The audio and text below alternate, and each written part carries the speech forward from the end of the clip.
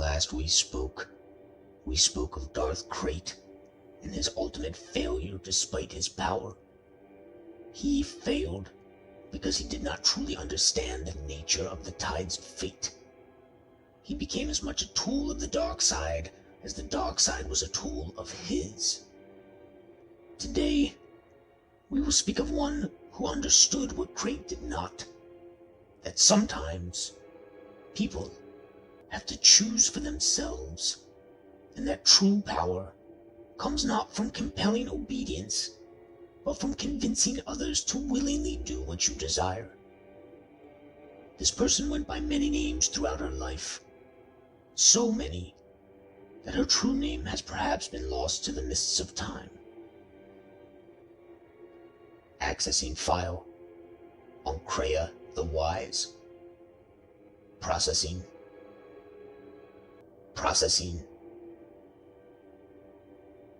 Much of Kreia's early life is shrouded in mystery. Though her true name was unknown, there is some evidence to suggest she may have been born as Eren Kai, a Jedi Knight of some note. What we do know for sure is that she was talented in the Force, and she acted as a Jedi historian, obtaining the rank of Master and training many students. She was known for her unusual way of approaching teaching, often taking a more philosophical and open-minded approach to the Force. Her greatest student would become known as Revan. During Kreia's time at the Order, the Mandalorians attacked the Republic. They struck along multiple fronts at once, and the Republic military simply could not hold back the tide. As they often would during times of crisis, the Jedi collapsed into debate. They did nothing while Republic worlds burned, openly wondering if the wars was theirs to fight while innocent people died by the millions. This did not sit well with some within the Order. One Jedi in particular could not simply sit in inaction.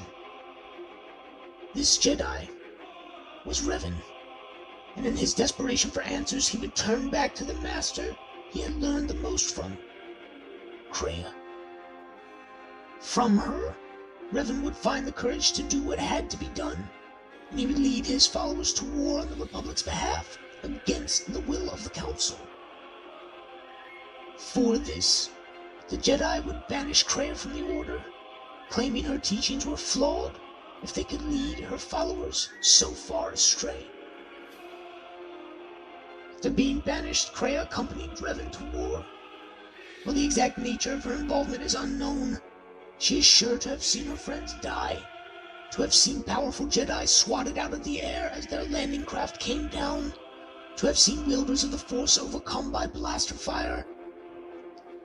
For all their power, the Jedi were as much at the whims of fate as any other trooper, and this left them exposed to the dark nature of war. Revan's tactics became more and more brutal, more hardened, as he sought more desperate measures to end the conflict. He stopped caring about things like civilian casualties and instead focused himself only on victory. His followers, too, began to follow a similar path.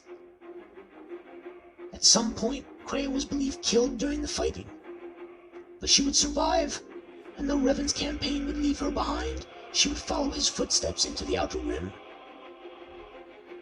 Eventually, the Mandalorians were beaten back into the skies above Malachor.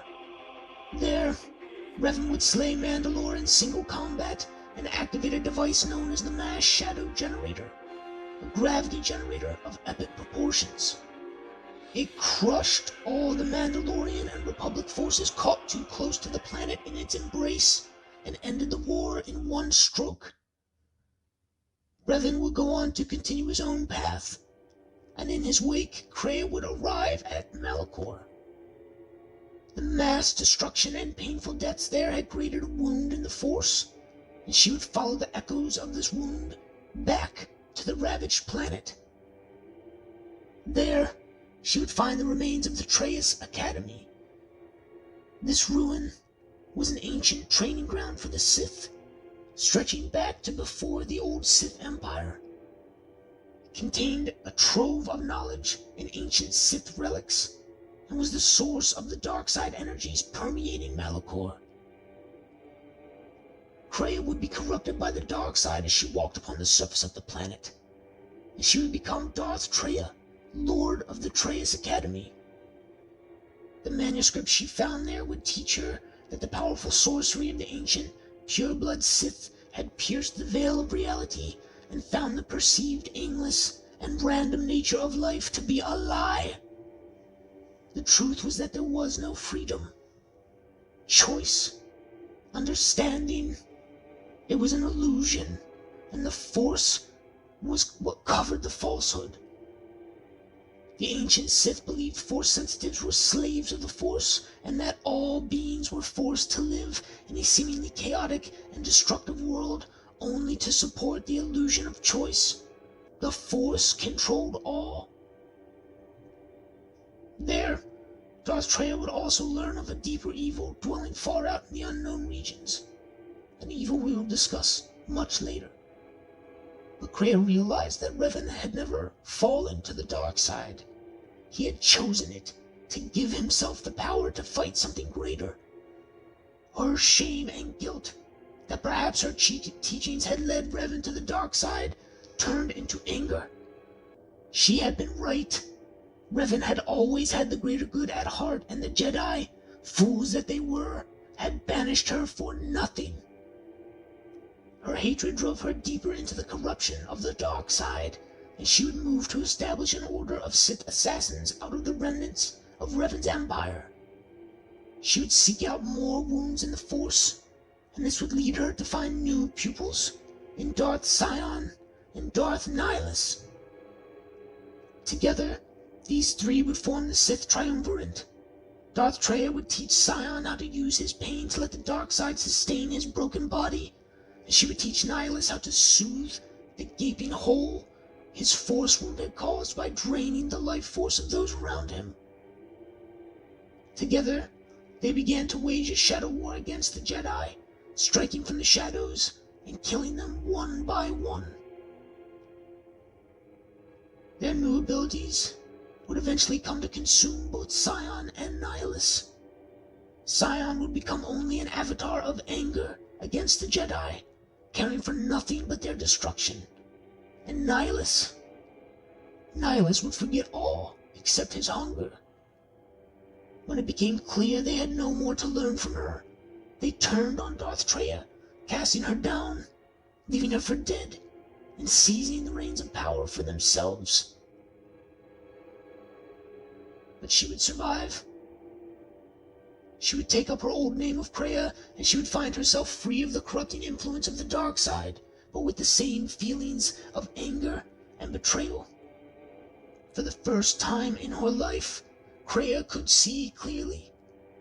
First, she had been a slave to the Jedi, and during that time she had seen in war how even the strongest Jedi Masters could be snuffed out if the winds of fate shifted against them. Then, she had been a slave to the dark side, becoming corrupted on Malachor, becoming chained to her emotions and driven into a war against the Jedi which would prove to be her ultimate undoing. Only when she had been utterly cast down and stripped of everything could she see clearly. She was a slave to neither the Jedi or the Sith, but to destiny itself. She had never really had a choice in her actions. Despite her deep philosophical searchings, she had never had the awareness to truly choose. And it was in that moment she decided she would be a slave no longer. The tides of fate flow stronger around some than others, and it is those few whose choices truly have import, whose choices truly have the ability to shape the galaxy. She saw this in the example of Revan. Despite being his master, of teaching him all she knew, Kreia could still not affect destiny the way Revan could. His choices carried weight that hers never could achieve. But that did not mean Revan, or others like him, could not be manipulated. Like all beings, Revan was bound by physical laws, which meant intrinsically the board could be stacked to influence his decisions. Make a man hungry, and he will be inclined to eat. Make him angry, and he will be inclined to lash out. Only the individual is responsible for their actions, but the world can be changed to push their choices one way or the other. Kreia finally understood the nature of true power. Real power is not forcing others to your will, it is shaping the world so that they choose it willingly. Elsewhere in the galaxy, the Jedi began to disappear. Nihilus and Sion's shadow war began to swing in their favor. During this time, Kreia would begin to search for the person she needed to enact her true plans. She would finally find such a figure in Mitra Surik. Mitra was Revan's second in command and his close friend during the Mandalorian Wars. She alone had remained uncorrupted by the war and had returned to the Jedi Council to face judgment. As they had done with Kreia, the Jedi had exiled Surik for her actions. Mitra had been at Malachor. It was her order, in fact, that directly activated the mass shadow generator. To be present during such an act left the same mark on Mitra that it left on Malachor itself. She became an echo in the Force, a wound torn open by the pain and suffering around her. She could also form unusually strong Force bonds, and it was the combination of these two factors which finally fully crystallized Kreia's plans. She would join with Surik and train her. She would manipulate Surik into forming an incredibly tight Force bond with her, and Kreia would begin to teach Mitra the power of choice. Kreia would manipulate Mitra into destroying both Sion and Nihilus, and into seeking out the remaining Jedi, bringing them together in the ruins of the Jedi Enclave on Dantooine.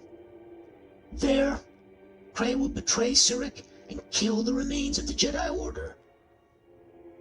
With both the Sith and Jedi all but destroyed, Kreia would return to the Treyas Academy on Malachor. Surik would follow her, and there the two would face each other. Kreia attempted to get Mitra to strike her down in anger. The nature of their Force bond, the damage already done to Mitra, and the damage already done to the Force itself at Malachor, meant that such an act would create another echo, one which would travel forever, essentially killing the Force and freeing the galaxy from its domination. The two would fight, and Kreia would become mortally wounded in the confrontation. But as she lay dying, instead of striking Kreia down, Mitra stayed her hand. She forgave her for her betrayal, and in that moment, all of Kreia's plans were undone. And yet the old woman went to the Force in peace. Why? What is there to be learned from the tale of the enigmatic Kreia? She, too, would fail in her goals, just as Krayt, but she would come closer than he to achieving her ends. This is because Kreia understood the Force. It pervades all. It binds us, and we are trapped within its flow. The only real way to affect the current is to find a way to influence those around which the current swirls strongest. Choices can have real consequences.